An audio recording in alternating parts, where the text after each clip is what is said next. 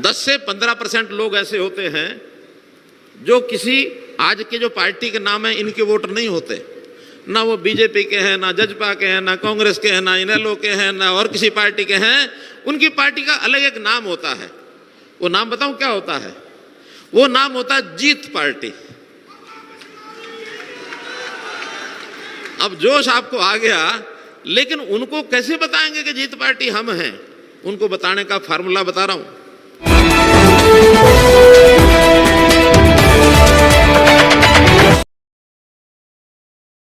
शहर फतेहाबाद की state bank road पर स्थित इलेक्ट्रॉनिक्स, फर्नीचर व हॉलमार्क ज्वेलरी का फतेहाबाद जिले का सबसे बड़ा शोरूम विशाल टीवी केयर शोरूम पर उपलब्ध है। देश के प्रसिद्ध ब्रांड के इलेक्ट्रॉनिक्स उत्पाद कुशल कारीगरों द्वारा बनाया गया अत्याधुनिक फर्नीचर, हॉलमार्क ज्वेलरी के बेशुमार गहने शुद्धता की गारंटी के साथ एक छत के नीचे आपको मिलेगी इलेक्ट्रॉनिक्स, फर्नीचर व ज्वेलरी खरीदने की सुविधाएं। हरियाणा के यशस्वी मुख्यमंत्री आदरणीय मनोहर लाल जी जिंदाबाद। भारत माता की, भारत माता की।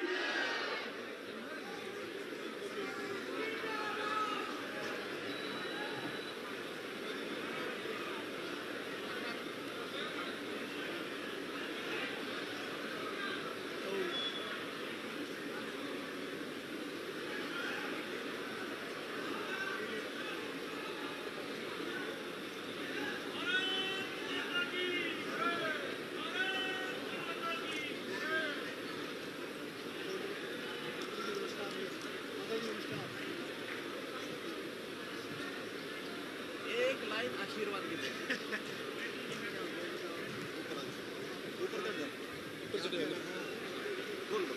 एक लाइन आशीर्वाद।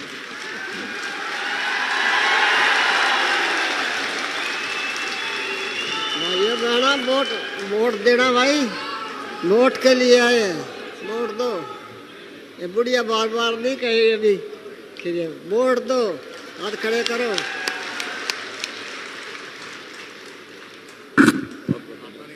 आगे माता जी, आगे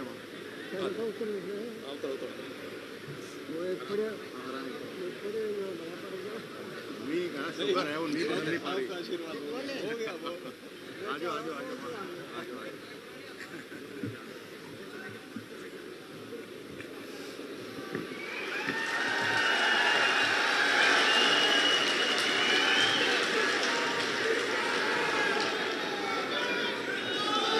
भारत माता के, भारत माता के। अपना टारगेट चंडीगढ़ है। भारत माता के।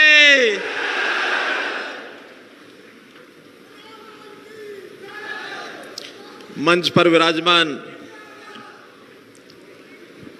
हमको सबको इस चुनाव में जिनकी भी भागीदारी है, चाहे हमारे प्रत्याशी हैं, चाहे चुनाव को जितवाने वाले हमारे कार्यकर्ता, नेता, दोनों पार्टियों के सब कार्यकर्ता, इन सबको आशीर्वाद देने के लिए आज मंच पर पधारी हमारी बड़ी बहन पूर्व विधायक श्रीमती जशमा देवी जी,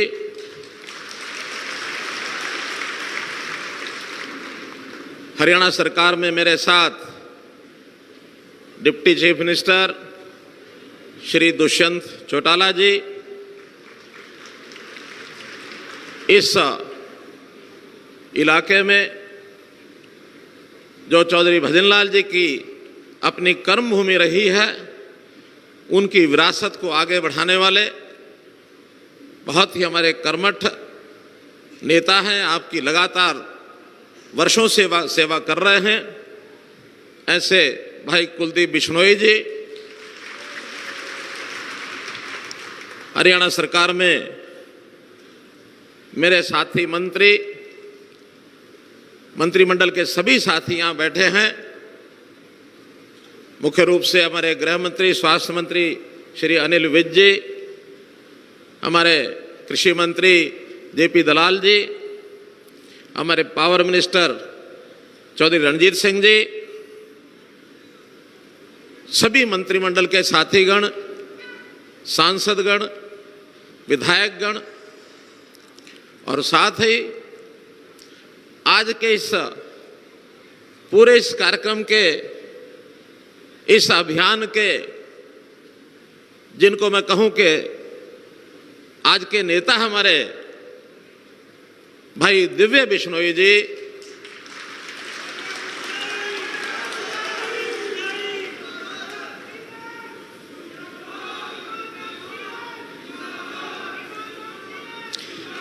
भारतीय जनता पार्टी, जननायक जनता पार्टी, सभी हमारे मंचासीन और सामने बैठे नेतागण, कार्यकर्तागण, और आज मैं इस पूरे चुनाव अभियान में दूसरी पार्टियों को छोड़ करके बहुत से नेता, बहुत से कार्यकर्ता उन पार्टियों के जिन्होंने इस अभियान में अपना सहयोग देने के लिए हमें ज्वाइन किया है, ऐसे शामिल होने वाले सभी बंधुगण, उपस्थित बुजुर्गों, नौजवान साथियों, माताओं, बहनों, पत्रकार, छायाकार मित्रों,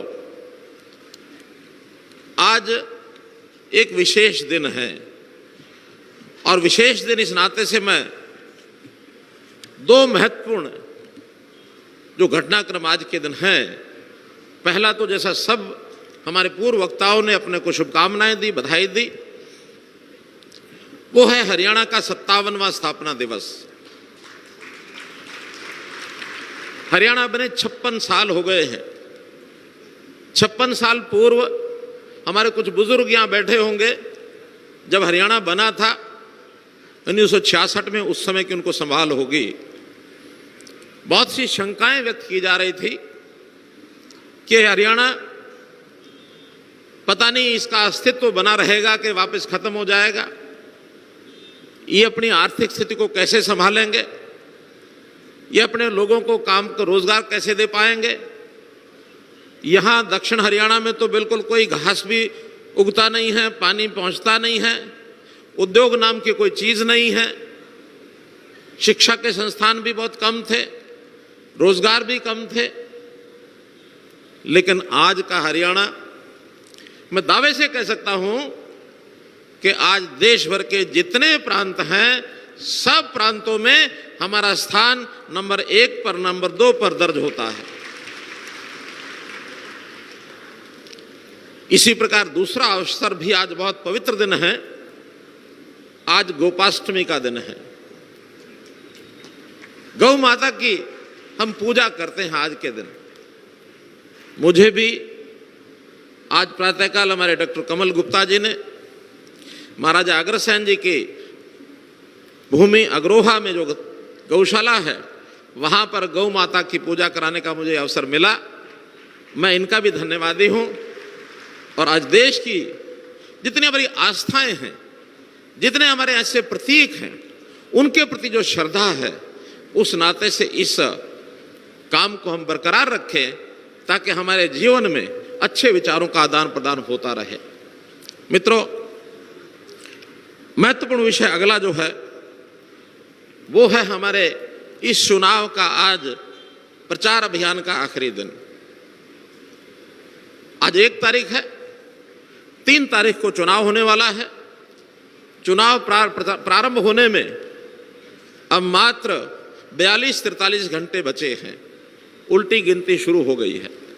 और इस समय ये जो संदेश है यहां से, इस मंच से आप सब लोगों को, सभी वक्ताओं ने, सभी नेताओं ने जो आपको दिया है, हमको इस बचे हुए 42 घंटे में हर घर में वो संदेश पहुंचाना है। क्योंकि ये आखिरी चोट है। जब कहते हैं ना कि लोहा लोहार, लोहार लोहे पर चोट मारता रहता है, 50 चोट 100 चोट लग गई, लेकिन आखिर लोहा कटता तो आखिरी चोट पर है। आखिरी चोट का मतलब ये नहीं कि पहले वाली चोट का महत्व नहीं है, उनका अपना महत्व होता है, लेकिन जो आखिरी समय होता है वो बहुत सावधानी का होता है और उस सावधानी के समय हमको आगे बढ़ना होता है। तो ये जो है अवसर, ये केवल एक चुनाव नहीं है, इसको एक मौका करके हम लोगों को अपने सामने रखना एक विशेष मौका है, विशेष अवसर है। ये सारे प्रदेश का, देश का चुनाव नहीं है। केवल हमारी जो 90 विधानसभाओं में से केवल एक विधानसभा का ये बाई इलेक्शन है, और ये बाई इलेक्शन भी 2 साल के लिए है। और ये बाई इलेक्शन उन लोगों के बीच में है जो लोग 26 साल से वनवास में बैठे हैं। सत्ता का वनवास से बाहर निकले आप लोगों को 26 साल हो गए हैं। अब बात अलग है कि आपके साथ बीच में एक धोखा भी हुआ है। 2005 में जब चौधरी भजन लाल जी के नेतृत्व में हरियाणा में 67 सीटें जीती गई थी, 67 सीटें जीती गई थी, लेकिन उस समय रातों रात वो अगर सही असल मायने में धोखा हुआ तो आदमपुर के लोगों के लिए हुआ, बाकी हरियाणा के लिए मैं नहीं कह सकता इतना। क्यों? चौधरी भजन लाल जी उस समय दावेदार थे मुख्यमंत्री बनने के। रातों रात षड्यंत्र रचा गया, और जिन्होंने षड्यंत्र रचा आज वो आपके बीच में हैं, आए हैं, झोली पसार रहे हैं, मांग रहे हैं। किस मुंह से मांग रहे हैं वो वोट की भीख? उनको कोई हक नहीं है। जिस जनता से उन्होंने धोखा किया हुआ है उस जनता को अब वो फिर से रंग बदलते हुए यहां भेष बदल करके जो आए हैं, ये आपको पहचानना होगा। यहां बैठे सब लोगों को पहचानना होगा, और जो यहां का वोटर है, जो आज घर में होगा, हमारा रिश्तेदार होगा, हमारा पड़ोसी होगा, हमारा भाई होगा, या दूर आस पास के गांव का व्यक्ति होगा, सबको यह संदेश पहुंचाना है कि ये मौका है, ये मौका है हिसाब किताब चुकता करने का। तो मित्रों, जैसा मैंने बताया 2 साल का ये चुनाव है, 2 साल के लिए है। मैं तो इतना ही कह सकता हूं कि 26 साल से सत्ता आपसे दूर रही, लेकिन इस 2 साल की निश्चित भागीदारी का जिम्मेवारी ये मैं लेता हूं। आप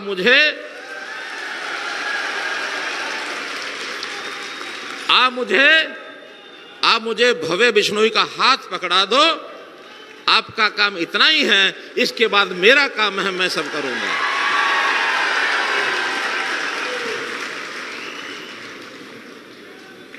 मित्रों, हम लोग पिछले 8 वर्ष से इस प्रदेश की सेवा कर रहे हैं, इस प्रदेश की सेवा कर रहे हैं।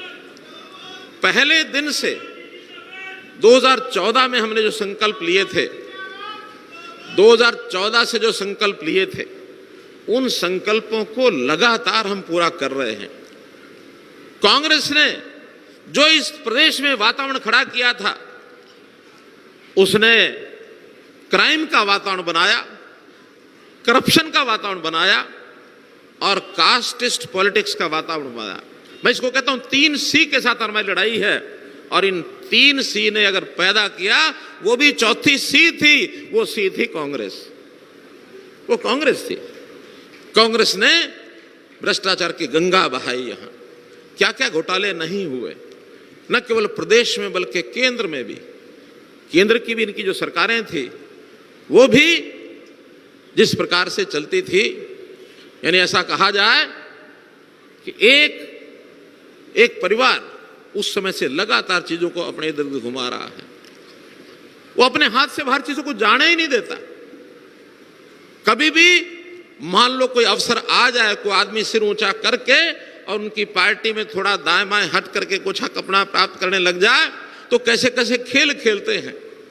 मैं आपको 1969 की एक बात बताता हूं, छोटी नहीं, देश की बड़ी घटना में से। तो कांग्रेस शासन करती थी, लगातार कर रही थी, और कांग्रेस हमेशा अपने किसी ना किसी व्यक्ति को राष्ट्रपति उपराष्ट्रपति के चुनाव में खड़ा करके बनवाती थी।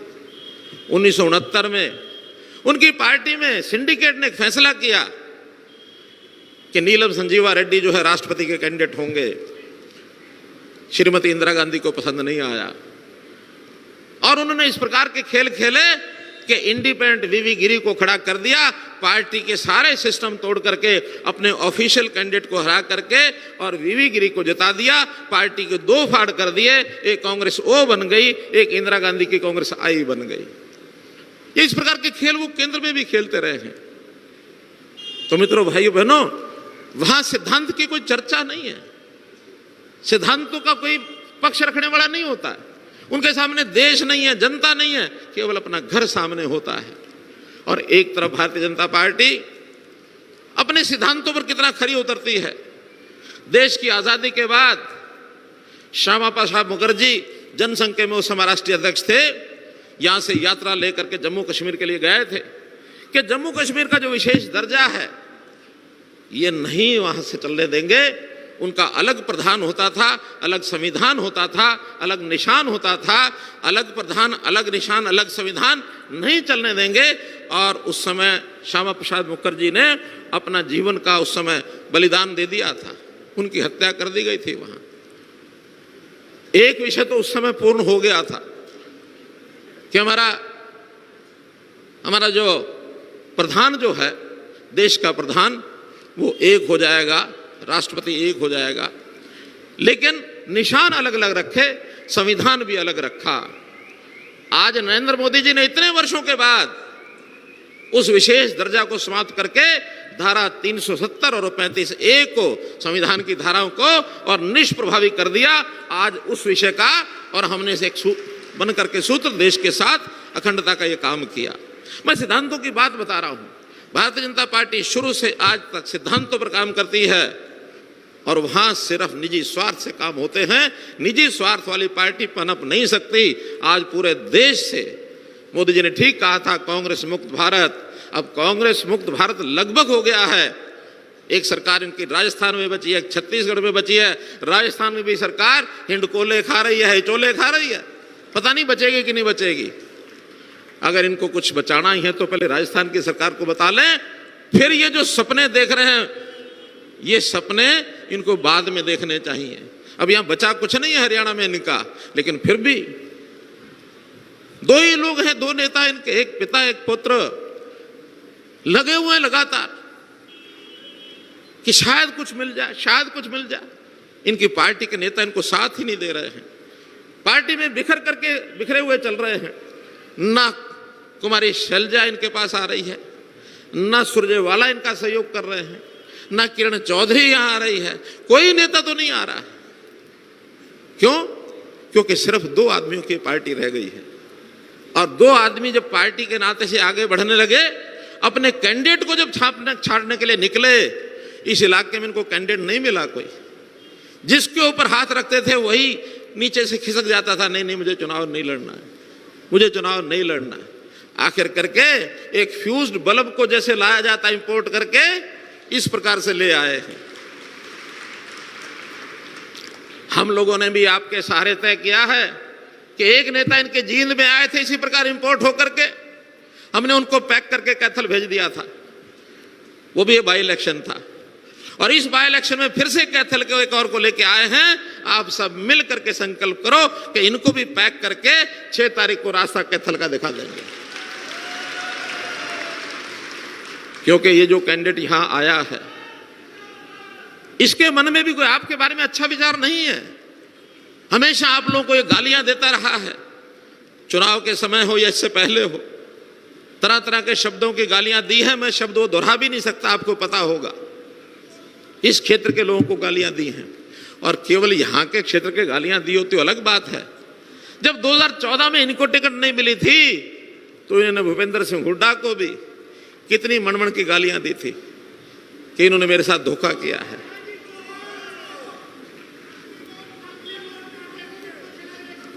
तो इसलिए ये सारी बातें आपको ध्यान करनी होंगी और आगे भी ध्यान करानी होंगी। मित्रों, मैं तो इतना ही कह सकता हूं, सिद्धांतों के नाते हमने चाहे विकास के कार्य हो, चाहे जनता के जीवन को सुखी करना हो, और चाहे उनको ऐसी जो बुराइयां हैं उनसे छुटकारा दिलाना हो। मैं कह रहा था 3 C से हमने छुटकारा दिलाया है। क्राइम के ऊपर हमने चोट की है, हमने करप्शन के ऊपर चोट की है, और हम एक और बात बता रहा हूं, भारतीय जनता पार्टी कभी जातिगत पॉलिटिक्स नहीं करती। और इन्होंने खूब जातिगत पॉलिटिक्स की है। हम सब जातियों का सम्मान करते हैं, हम सब जातियों का सम्मान करते हैं, किसी एक जाति के लिए नहीं लड़ते हैं।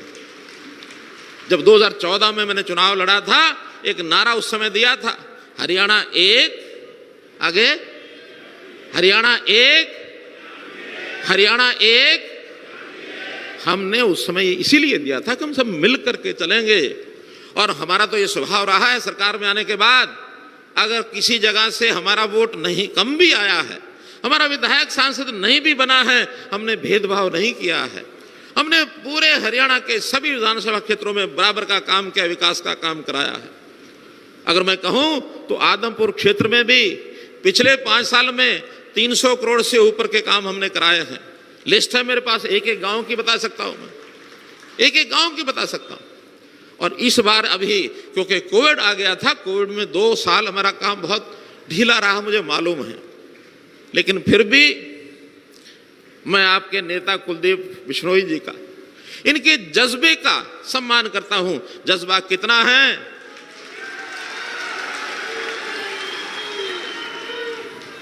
विपक्ष में रहते हुए भी ये आते थे, काम की लिस्ट लेके आते थे, बैठ जाते थे, सीएम साहब ये काम मुझे जरूर कराना है, मुझे अपनी जनता के लिए यहां से काम करा के ले जाना है। हम भी कहते हैं आप जो काम बताओ सारे काम करा दें।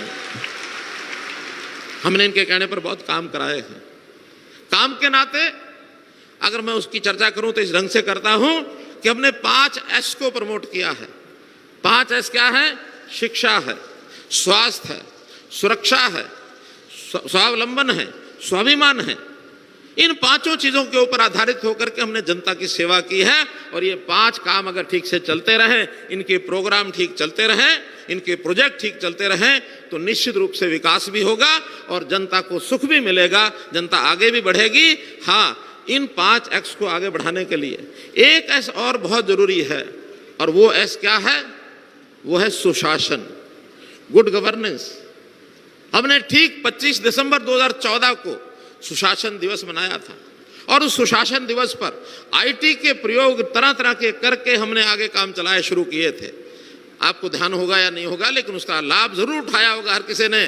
हमने देखा कि जनता यहाँ से दौड़ी दौड़ी पहुँचती है, अपने वाहन लेकर के, बस में जाकर के, ट्रेन में जाकर के, चंडीगढ़ मंत्रियों के घरों में, सीएम के घर में डेरे लगा के बैठे रहते हैं, भीड़ लगी रहती है, 3-3 दिन तो बैठे रहते हैं। काम कभी होता है, कभी नहीं होता, कभी सुनाई होती है, नहीं होती है।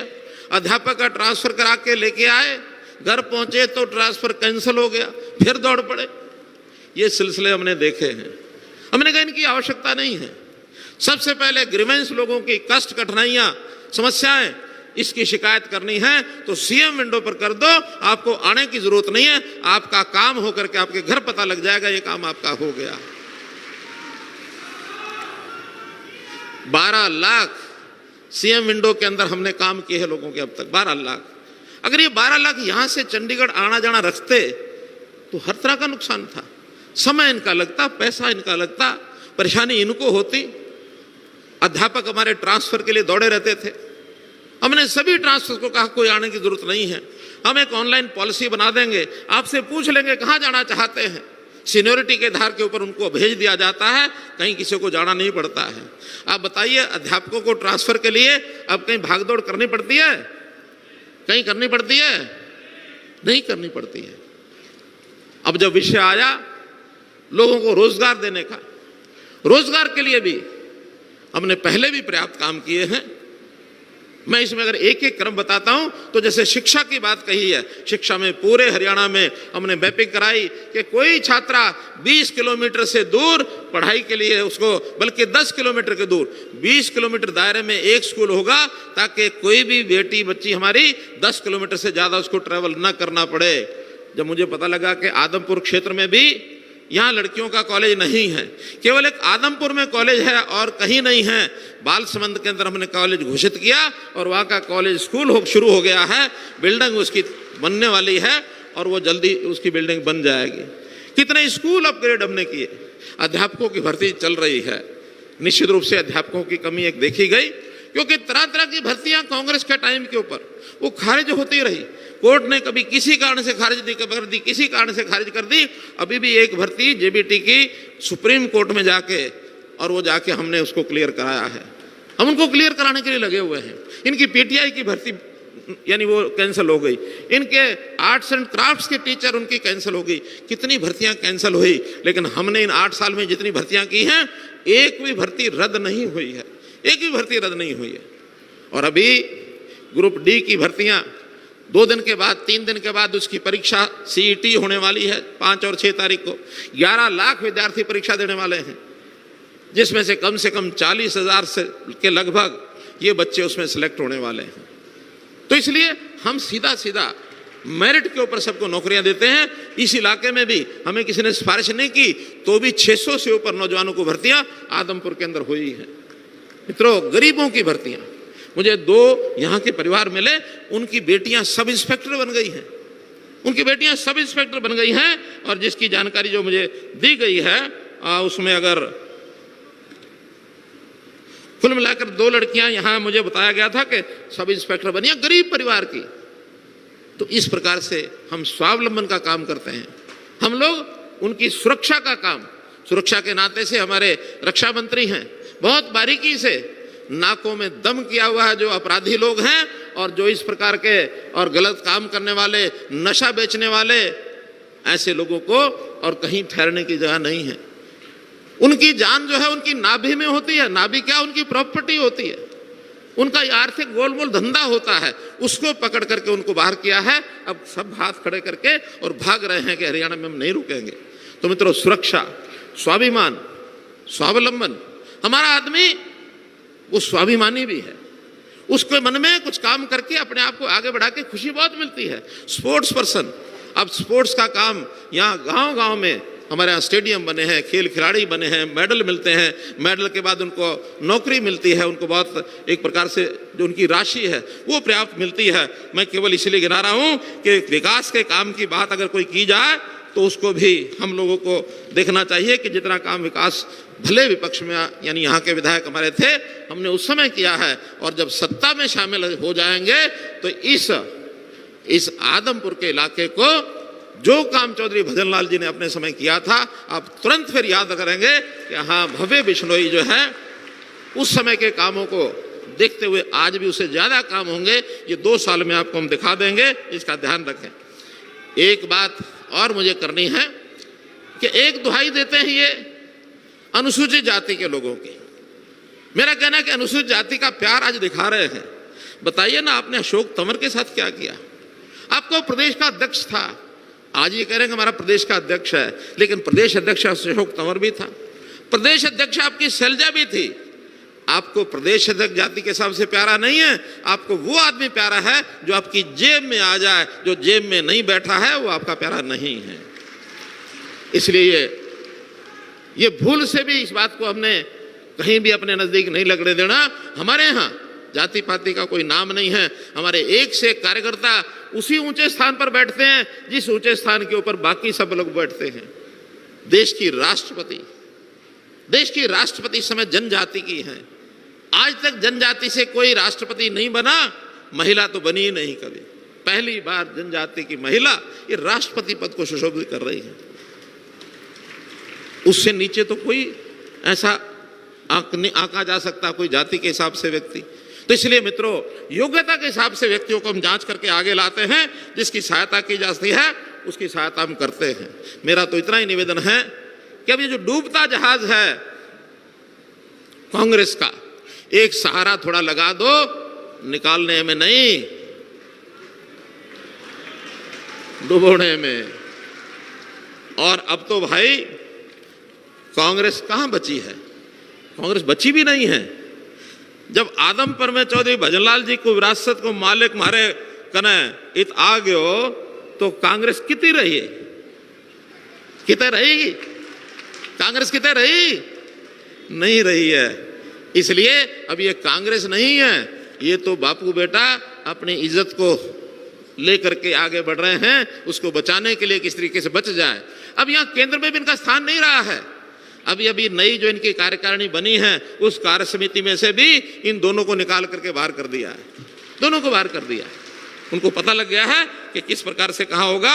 और जहां तक अनुसूचित जाति के नाते से कितने इनके कांड, अब ये मिर्चपुर कांड तो इसी जिले का है ना, इसी जिले का है ना, और अनुसूचित जाति के खिलाफ ही है, हिसार जिला मिर्चपुर। आज अब आकर के हमने उनके आवास की व्यवस्था ये डंडूर गांव की जमीन पर उनको बसाया है कि भाई प्लाट ले लो, आके बस जाओ। सालों से टेंट लगा कर वहां बैठे थे। तो एक एक चीज को इनको हम संभाल रहे हैं। तो मित्रों, किसी भी बहकावे में आना नहीं। दो दिन बाकी बचे हैं, किसी प्रकार के बहकावे में आना नहीं, नहीं तो इस बहकावे के नाम से कुछ न कुछ बोलते रहते हैं। कभी कहते हैं राम रमी करते हैं, कभी कुछ करते हैं। अरे राम रमी आप मुख्यमंत्री जब थे उस समय अगर की होती तो आज की जरूरत क्या पड़ती। उस समय तो आपने चौधरी भजनलाल जी को धोखा दिया और इस इलाके में काम इसलिए नहीं किया कि चौधरी भजनलाल जी का एरिया है, कुलदीप यहां से विधायक है, जशमा देवी जी यहाँ की विधायक रही हैं। उस समय इसलिए इसका इलाके को दूर रखा। और आज यहाँ के लोग इतने ना समझ नहीं है, यहाँ के लोगों को समझ है, यहाँ के लोग अपना हिसाब किताब करना जानते हैं। ठीक कहा कुलदीप जी ने कि यहाँ के लोग तो क्या कहा, नाराज तो हो सकते हैं लेकिन खिलाफ नहीं। यहाँ नाराज तो हो सकते हैं, खिलाफ नहीं। और भाई जब ब्याह शादी आता है ना, इस ब्याह शादी में छोटी मोटी नाराजगी हुआ करती है। इस नाराजगी को ब्याह का दिन आते आते और सब दूर कर लिया करते हैं, फिर मिल बैठ करके उस काम को सिरे चढ़ाया करते हैं। इसलिए अब सब मिल बैठ करके अपने इस काम को सिरे चढ़ाओ। भव्य बिश्नोई बहुत हमारा युवा मित्र, आने वाली 3 तारीख को प्रातःकाल सुबह सुबह नहा धो करके 7 बजे पोलिंग का टाइम है। एक बात बता करके बड़ी बात खत्म करता हूं, आखिरी बात। एरिया में 10 से 15%, सुनो 10 से 15% लोग ऐसे होते हैं जो किसी आज के जो पार्टी के नाम है इनके वोटर नहीं होते। ना वो बीजेपी के हैं, ना जजपा के हैं, ना कांग्रेस के हैं, ना इनेलो के हैं, ना और किसी पार्टी के हैं। उनकी पार्टी का अलग एक नाम होता है। वो नाम बताऊं क्या होता है? वो नाम होता है जीत पार्टी। अब जोश आपको आ गया, लेकिन उनको कैसे बताएंगे कि जीत पार्टी हम हैं? उनको बताने का फार्मूला बता रहा हूं। वो फार्मूला ये है, अपने सारे वोटर सुबह सुबह 7 बजे सबसे पहले लाइन में लगने चाहिए। अगर वहां 100 की लाइन है, 80 अपने कमल निशान भव्य बिश्नोई को वोट देने वाले होने चाहिए। और जब 80 सुबह सुबह खड़े हो जाएंगे तो फिर वो कानों कान बात करेंगे। भाई आज तो जोर जो है कमल वाले का है, आज जोर भव्य बिश्नोई का है। और वो जोर की जो बात होती है वहां कानों कान चलती है। वो जो घर में बैठे हुए इंतजार कर रहे हैं कि जीतेगा कौन, उन तक पहुंच जाती है। और जब पहुंच जाती है फिर वो बाद में आते हैं दोपहर तक वोट डालने। वो कहते हैं अपना वोट खराब क्यों करेंगे, हम तो जो जीत रहा उसी को डालेंगे। तो जो जीत रहा उसको डालेंगे, तो जीत का प्रमाण हमको सुबह सुबह वहां देना है। और सुबह सुबह देने के लिए हम अपने कार्यकर्ताओं को कहें कि भाई सवेरे सवेरे नहा धो के बिना नाश्ता किए कहेंगे पहले मतदान फिर जलपान, पहले मतदान। और भाई अगर खुशी का कोई मौका ऐसा आ जाए कि बेटी की शादी है शाम को घर में 2 तारीख को, तो सुबह सुबह 3 तारीख को कई बार जैसे कन्यादान करना होता है। और उस बेटी का वोट तो यहीं बना हुआ है। आपने अगर वोट से पहले कन्यादान कर दिया तो वोट भी गया। तो इसलिए पहले मतदान फिर कन्यादान, ये एक राष्ट्र धर्म है। इस राष्ट्र धर्म को निभाने के लिए सबका वोट डलवाओ। अगर कोई चारपाई पर बीमार भी पड़ा है, हमने फोटो देखे ना कई बार कि कंधे पे बिठा के ले आते हैं। बुजुर्ग हमारे माता पिता दादा दादी नाना नानी कोई है उसको बिठा के ले आते हैं। अब वो कई बार तो आखिरी समय के इंतजार में बैठे होते हैं। लेकिन भगवान को भी कह दो कि पहले मतदान फिर भगवान। मैं उनकी आयु की लंबी कामना करता हूं सबकी, लेकिन राष्ट्र धर्म सबसे बड़ा धर्म है। इसलिए आप लोग ईमानदारी से और जो काम करने वाले लोग आपके सामने दिख रहे हैं, एक लक्ष्य के लिए काम कर रहे हैं, जन सेवा, प्रदेश सेवा, देश सेवा। ऐसे लोगों के लिए वोट डाल करके अपना, अपने पड़ोसियों का, मित्र का, यार दोस्त का, सबका वोट डलवाएं। भारी मतों से भाई भव्य बिश्नोई को जिताएं। बहुत बहुत धन्यवाद।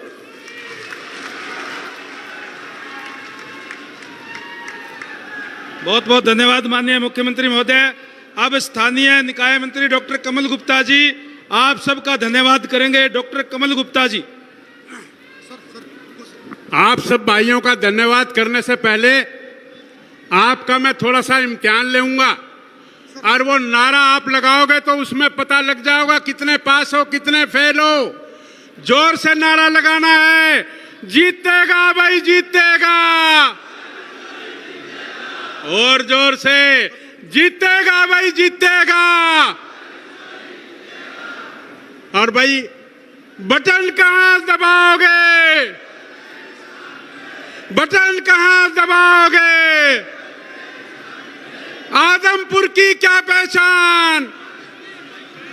चलो भाई, अब 6 तारीख को क्या नारा लगाओगे? जीत गया भाई जीत गया, जीत गया भाई जीत गया। और भाई आप सबका धन्यवाद। सारे पास, फर्स्ट डिवीजन में सारे पास, मुख्यमंत्री जी का, उप मुख्यमंत्री जी का, सभी मंत्रीगण का, सभी विधायकगण का, और पूरी जनता जनार्दन का, आप सबका बहुत बहुत धन्यवाद, बहुत बहुत आभार। 3 तारीख को भूल मत जाना, 6 तारीख को फिर मिलेंगे, जीत की खुशी में फिर मिलेंगे। आप सबका धन्यवाद।